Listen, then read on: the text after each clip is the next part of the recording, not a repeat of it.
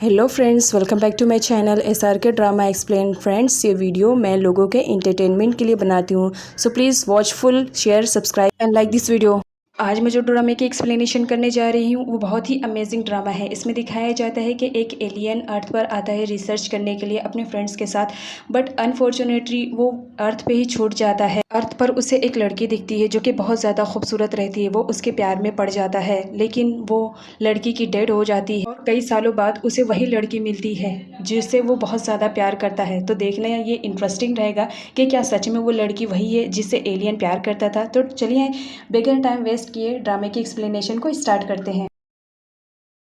ड्रामे की स्टार्टिंग में दिखाया जाता है एक छोटी लड़की को जो कि कहीं जा रही थी। वो बहुत ज़्यादा रोती है क्योंकि बचपन में ही उसके मॉम डैड ने उसकी शादी करवा दी थी। कुछ दिनों बाद उसके हस्बैंड की डेड हो जाती है, तो उसके जो सर्वेंट रहते हैं वो बहुत ज़्यादा अफसोस करते हैं कि इतनी छोटी बच्ची है और ये अभी से ही विधवा हो गई है।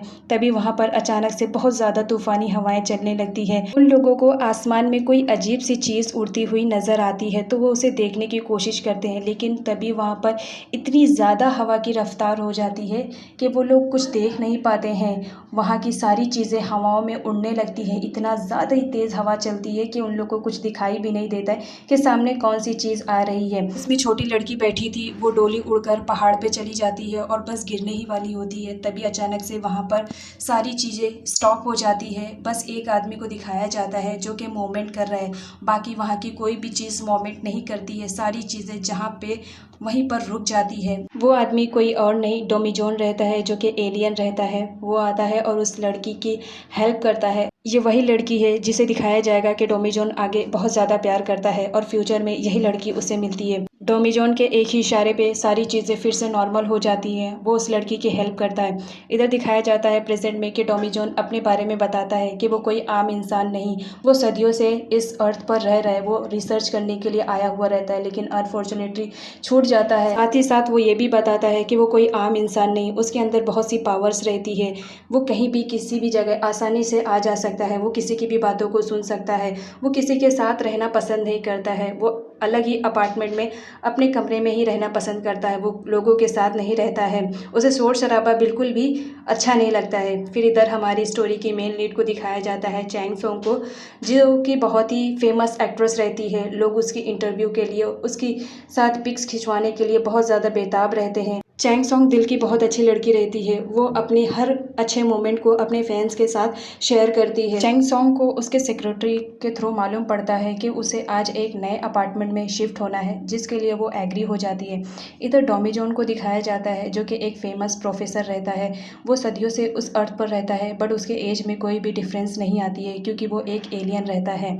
डोमीजोन किसी से भी बात करना पसंद नहीं करता है, सिर्फ वो अपने काम पे ही ज़्यादा फोकस करता है। वहाँ के टीचर्स तो देखकर हैरान रहते हैं कि ये अपने आप में ही इतना गुम कैसे रहता है, ये हम लोग से इतनी बातें भी नहीं करता है। उसके बाद नेक्स्ट सीन में दिखाया जाता है चैंग सोंग अपने नए अपार्टमेंट में शिफ्ट होती है, तो वहाँ उसकी मुलाकात डोमीजोन से होती है। उसे गलतफहमी हो जाती है कि ये उसका पीछा कर रहा है, तो इस बात पर चैंग सोंग उसे बहुत ज़्यादा डांटती है कि तुम इतने यंग और स्मार्ट हो, तुम्हें अपनी स्मार्टनेस को पढ़ाई में यूज़ करना चाहिए, ना कि किसी को फॉलो करना चाहिए। साथ ही वो ये भी बताती है कि अगर तुमने मेरा दोबारा पीछा किया तो मैं पुलिस स्टेशन में तुम्हारी कंप्लेन कर दूंगी। माना मैं हसीन और खूबसूरत हूँ, लेकिन इसका मतलब ये नहीं कि तुम मेरा पीछा करो। वो ये बात डोमीजोन से कह ही रही थी, लेकिन डोमीजोन उसकी बातों को नज़रअंदाज करते हुए वहाँ से चला जाता है। उसके बाद चैंग सोंग को मालूम पड़ता है कि वो तो उसका पड़ोसी है। इस बात पे चैंग सोंग डोमीजोन को सॉरी बोलती है कि मुझे गलतफहमी हो गई है। इधर दिखाया जाता है चैंग सोंग की मॉम को, जो कि अपनी फ्रेंड्स के साथ किटी पार्टी करने में बहुत ज़्यादा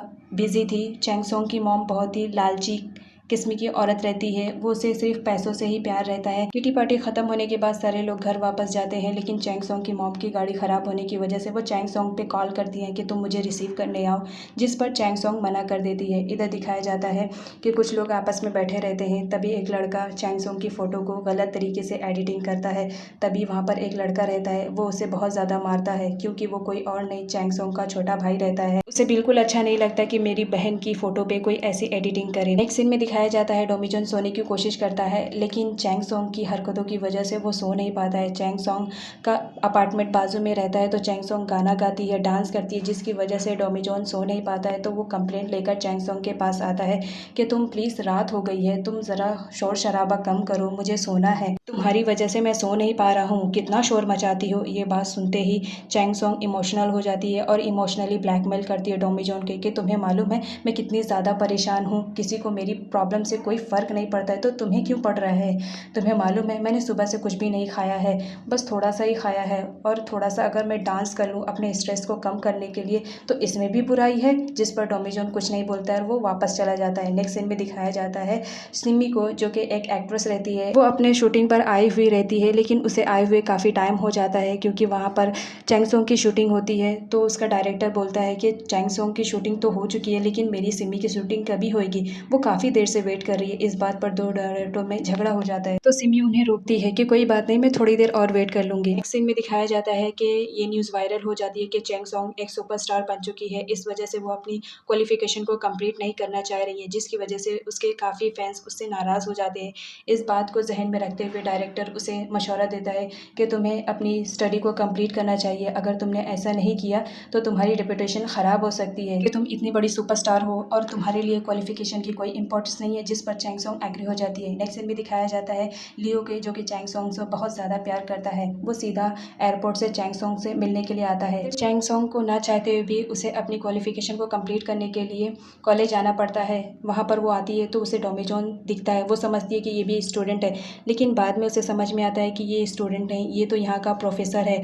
इस बात पे उसका सेक्रेटरी बोलता है कि तुम इसे जानती हो। चैंग सोंग बोलती है हाँ, कल ही इससे मिली हूँ, मैं इसे जानती हूँ। जिस पर उसका सेक्रेटरी बोलता है अच्छा है, ये तुम्हारे एग्जाम में तुम्हारे नंबरों को बढ़ा सकता है अगर तुम इसके साथ अच्छे से रहोगी। जिस पर चैंग सोंग बताती है कि कल ही मेरी इससे फाइट हो चुकी है। जिस पर उसका सेक्रेटरी उसे बोलता है कि जाकर उसे सॉरी बोल दो, अगर सॉरी बोल दोगी तो हो सकता है इस बार एग्जाम में तुम्हें वो पास कर देगा। उसकी बात मानते हुए चैंग सोंग डोमीजोन के पास जाती है और सॉरी बोलती है कि प्लीज़ मुझे माफ़ कर दो, मुझे नहीं मालूम था कि तुम प्रोफेसर हो, अगर मुझे मालूम रहता तो मैं ऐसा नहीं करती। उसके बाद नेक्स्ट सीन में दिखाया जाता है चैंग सोंग के पास लियो आता है और वो देखता है कि चैंग सोंग काफ़ी उदास रहती है, तो वो उसे हंसाने की कोशिश करता है और साथ ही साथ उसे एक रिंग देता है। चैंग सोंग को प्रपोज करता है, लेकिन चैंग सोंग उसे रिजेक्ट कर देती है, बोलती है मैं तुमसे प्यार नहीं करती हूँ, तुम जानते हो। जिस पर ली उसे बताता है कि तुम हमेशा मेरे साथ ऐसा करती हो, लेकिन मैं तब तक तुम्हें प्रपोज करता रहूँगा जब तक कि तुम मान नहीं जाओगी।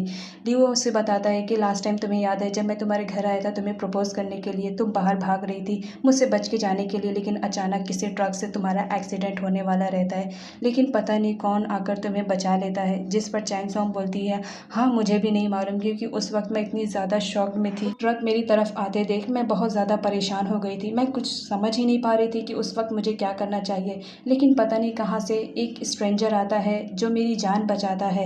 मुझे मालूम भी नहीं कि वो कौन है, मुझे तो याद भी नहीं है उसका चेहरा कि वो कैसा दिखता है, लेकिन अगर लाइफ में कभी मिलेगा तो सच में मैं उससे शादी कर लूँगी, क्योंकि मैं उससे बहुत ज़्यादा प्यार करती हूँ। हाँ, मालूम है मैं उसे नहीं पहचान पाऊँगी, लेकिन हो सकता है कभी वो मेरे सामने आए तो मैं उसे पहचान लूँगी। फिर डोमीजोन को दिखाया जाता है, वो अपने बारे में सोचता है कि जब वो अर्थ पर रिसर्च करने के लिए अपने फ्रेंड्स के साथ आया हुआ रहता है, तो वो अर्थ की चीज़ों को देखने में इतना ज़्यादा बिजी हो जाता है कि उसे पता ही नहीं चलता कि कब उसके फ्रेंड उसे छोड़कर चले गए।